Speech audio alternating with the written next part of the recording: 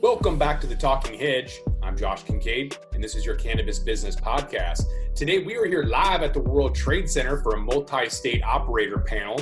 Today, my guests include Wes Abney, Justin Ruiz, Jerry Daraviani, and Kacie Morrissey. Wes is the mad genius behind the Northwest Leaf, a cannabis magazine prioritizing the patient's voice. Co-founded in Seattle in 2010, they celebrated their 100th issue last October, and they'll celebrate their 9th anniversary next month in June.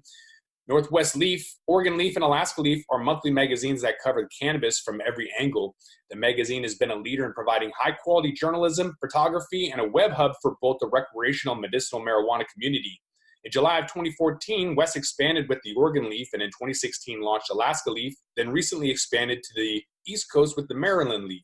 Wes is also the co-host of the Leaf Life podcast, as well as a cannabis producer-processor in Washington, Alaska, Oregon, and Nevada, with access to over 1,000-store distribution channel, making cannabis-infused edibles called Leaf Chews and a medical version called Relief Chews. Next up is Justin Ruiz, owner of Hyperbole Cannabis Shop. Justin has been heavily involved in the cannabis space since 1999 when he got involved with HempFest, first as a fellow protester, and then he began supporting the event through vending in 2007. In 2011, Justin established Hyperbole, a medical marijuana dispensary, recently reopened as a 21 and over licensed cannabis rec shop. Justin is proud to have helped pioneer the Washington cannabis industry as we know it today, and has been busy creating a lifestyle brand around Hyperbole, named #1 name in Washington State by the Seattle Times. Last year, Justin and Wes launched a shuttle tour service together called Higher Than a Space Shuttle. Justin, thanks for coming on board. From New York commercial litigator to general counsel of the largest recreational company in Washington State, Jerry Daraviani is the executive vice president of corporate development and director of Cannabis Capital Group. Cannabis was founded in 2017 and is managed by a team of experienced industry and capital markets experts who are committed to aggressive, cost-effective growth. Cannabis facilitates growth through cash flow from operations, strategic acquisitions, partnerships, and by leveraging the expertise of its experienced operational team. Cannabis provides a range of comprehensive and flexible growth options for licensed cannabis cultivators, processors, and or rec shops domestically and internationally, including providing turnkey real estate with operational infrastructure as well as long-term advisory and consulting services. Cannabis is a publicly traded company listed on the Canadian Securities Exchange under the symbol CNNX. And remotely, today we have Kacie Morrissey with us. She's the Director of Industry Analytics at New Frontier Data. Educated as an engineer with experience in institutional asset management, Morrissey brings a unique blend of technical analytical abilities, intuitive market awareness, and a high-level understanding of institutional risk management to the cannabis industry. Since joining New Frontier Data in 2015, she's developed economic models to produce some of the most accurate and widely quoted industry market projections in the legal cannabis industry, as well as produce the first preliminary analysis of global cannabis demand. Prior to joining New Frontier, Morrissey was a senior investment analyst at the Hershey Trust Company, where she was responsible for public and private equity investment, due diligence, and analysis for the Trust's $12 billion investment portfolio. Today's multi-state operator panel is hosted at the World Trade Center. The World Trade Center in Tacoma grows trade and investment by providing direct access to the largest business network in the world with 300 offices in 99 countries. The World Trade Center in Tacoma is the lone trade service for the Pacific Northwest. The seminars, award ceremonies, and conferences can generate contacts and contracts. Trade research can clarify opportunities, and their matchmaking can turn those opportunities into trade. The e-commerce export store has partnered with Alibaba and is translated into 18 languages with about 40,000 unique visitors every month, giving your product an opportunity to be seen globally. So with Wes, the changing tides created an environment where businesses that were first to establish themselves in the early cannabis markets are now looking to expand into other states. So raising the potential for significant growth as the multi-state companies increase their footprint in the nascent national industry. So where do you see the opportunities and how should someone go about it? Well, I think when we look at currently established cannabis companies establishing in new states, there's really two different ways to go about it. The first is to compete to acquire a license, either produce, process, retail, or deliver cannabis in a new market. And the other opportunity is to license a brand into a new market. And both kind of have their advantages. And the reason for this overall scenario is that cannabis is still illegal federally.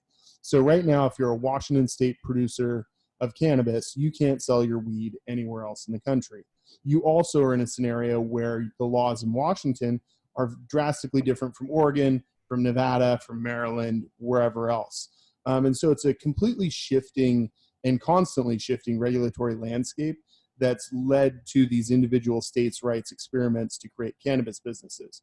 So if you've set up a business in Washington, just as an example, and you're doing well with it, you can't just say, okay, well, we're selling lots of pot in Washington, let's export it elsewhere.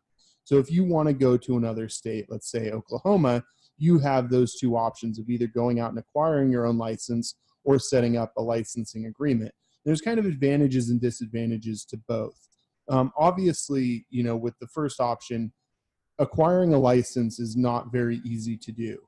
There are certain states that have made that process simpler, but many of them now are requiring, guaranteed capital investments, multi-million-dollar investments just to even enter the marketplace.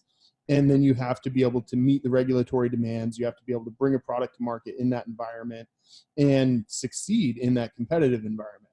Now, for the companies that have the right level of capital, business experience, and development skills, that can be a really attractive opportunity. Because if you have a grow or a producer or a retail operation in a state that works, chances are it's going to work in an emerging market. It's just a matter of figuring out the capital, figuring out the details, and sometimes just getting lucky enough to land a license in states where there might be less than 20 available, which has been the case in quite a few markets. The other option is for companies that are established that have created brands that can go to these new markets. And that's really what excites me, is the future of cannabis branding and the future of cannabis in general, is that someday, we're going to see the Coca-Cola of cannabis sold everywhere. And that company is somewhere floating around here right now in the US or Canada. And we don't really know who is going to be that Coca-Cola yet, so to speak. And so we have all these companies that are creating brands, creating products, creating beautiful packaging and setting them up to sell.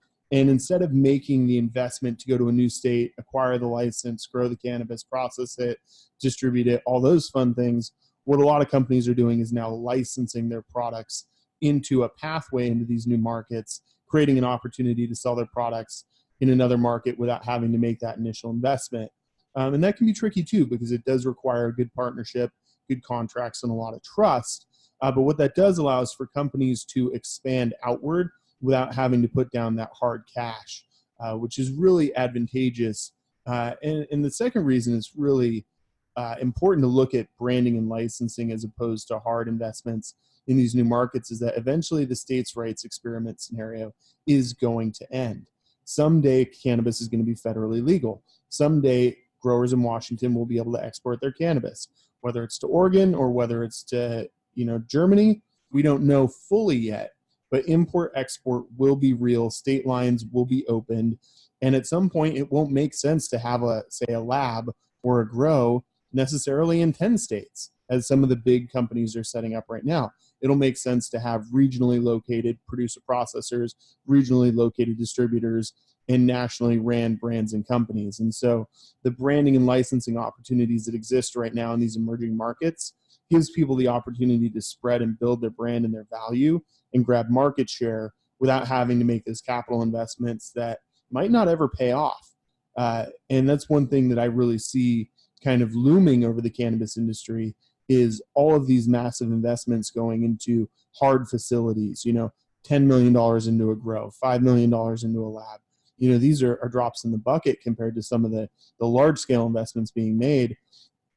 I don't know that betting everything on a single state producing enough revenue for a company to earn back, say, 10, 20, $30 million in capital investments is going to be there in a timeline that works where we're heading with national and international legalization. And so I think that's the important question that companies need to ask themselves as they're expanding is, do we really want to invest in creating new businesses, or do we want to find strategic ways to expand our business and our brand that we've already created? And, the answer varies depending on the market, depending on the scenario. But I think overall we're in still an experimental phase of legalization of medical cannabis, and that we're going to end up seeing a shifted landscape several times over before we get to where we'll eventually end up at some point where cannabis is truly legal, it's truly interstate. And then it's like Coca-Cola. If you get a Coke in Japan or a Coke in Oklahoma, that's the same Coca-Cola. And I think that's where cannabis is going to end up, subtracting for agricultural variabilities. But we're going to end up in that point where it's a truly national and international commodity. And it's really exciting to see where companies are going and how they're choosing to tackle the issue of expansion. It's funny. We talk a lot about this at Canix and Forefront. One of our kind of shared philosophies is we call it monopoly versus risk in terms of what's going on right now. We think even some investors, I think, have the maybe mistaken perception that it's a game of monopoly, license accumulation. Just get licenses in different states, put little dots on the map everywhere. We look at it a little bit differently. In monopoly, you're trying to acquire as much property as possible and build the hotels and everything. You don't really. You shouldn't. Just a little tip on monopoly. You should pretty much buy any property that you land on if you can. In risk, it's a little bit different. You pick your strategic kind of locations and you go and you apply some significant strength there to get some operational leverage. And I think that's exactly how we look at it. So there's some certain obvious key states that we are planning to prioritize, which is California, Massachusetts, Illinois.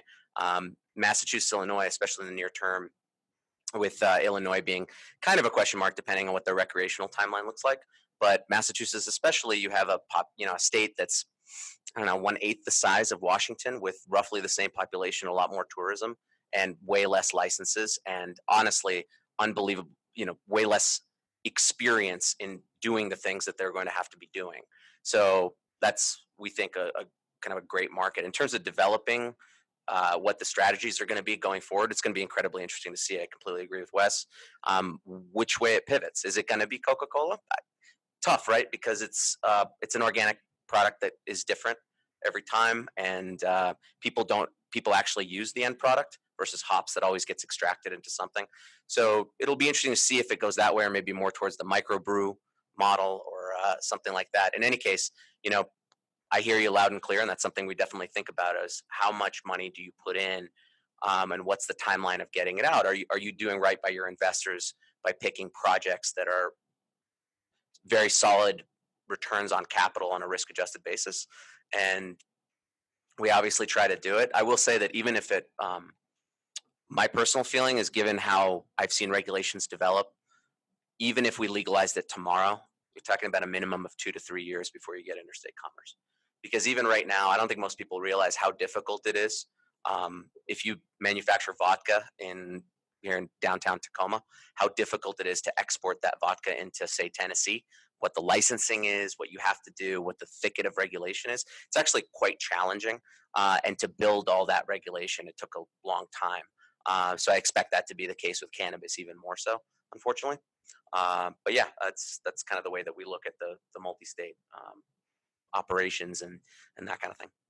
And interestingly enough, you touched on kind of that timeline for legalization in interstate, and you said 2 to 3 years there, Jerry.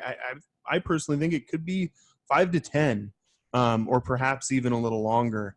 And the example I always give is this: let's say our current president decides to legalize pot tomorrow on a whim.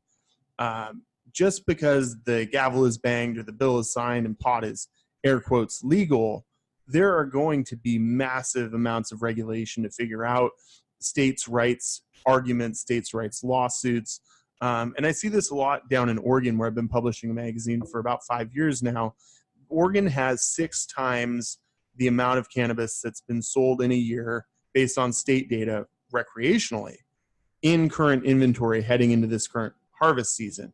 And so the state has literally 1 million pounds in excess of cannabis that they can't sell. And almost every grower I talk to down there says, oh, we just want to be able to export our pot. And I think that is the future of cannabis. But my question to these folks in Oregon is always, why would someone in Kentucky want to buy your pot instead of grow their own? Why would someone in Oklahoma want to buy Oregon weed when they could have their own economic opportunity? Why would a state like Maine say we should import all our pot and let the jobs go somewhere else as opposed to creating our own industry? And then you get into the complex regulatory nature of just how to distribute and sell these products, which varies so drastically from state to state that I really see a mess of legalization. And so Personally, I think that we're a few years out from federal legalization, possibly 2020 based on the presidential race, possibly 2024 or further even. And once that happens, we're going to have states that are extremely entrenched in this business, selling $1 billion a year plus in cannabis, taking in, a third to half of that in tax revenues. And they're not going to want to give that up. They're not going to want to give up the control, the regulatory aspect, or the tax revenue, let alone the job opportunities that are being created by the industry. And so I really see kind of an issue coming for anyone who thinks that legalization is going to be a switch that gets flipped. It will be a piece of paper that gets signed, and we'll have, one day legalization, but it's going to take a number of years, in my opinion, before all that translates into, okay, I just grew or processed pot here in Washington. Now I want to sell it in Oregon. We're ways out. And with that, we're out of time. I want to thank my guests for coming on. Jerry with CannaX Capital Group and Forefront. Thank you. I want to thank Wes Abney of the Northwest Leaf and Leaf Chews. Justin, I appreciate you coming out. He's with Hyperbole. Also, him and Wes joined up for the Higher Than a Space Shuttle. And Kacie with New Frontier Data, I appreciate you being on the line with us today. Thanks so much. All right, talk to you later. Bye. Bye, Kacie. So with that, we're going to roll this one up. I'm Josh Kincaid. This is a Talking Hedge. Don't forget to like, share, and subscribe, or don't. And I'm out.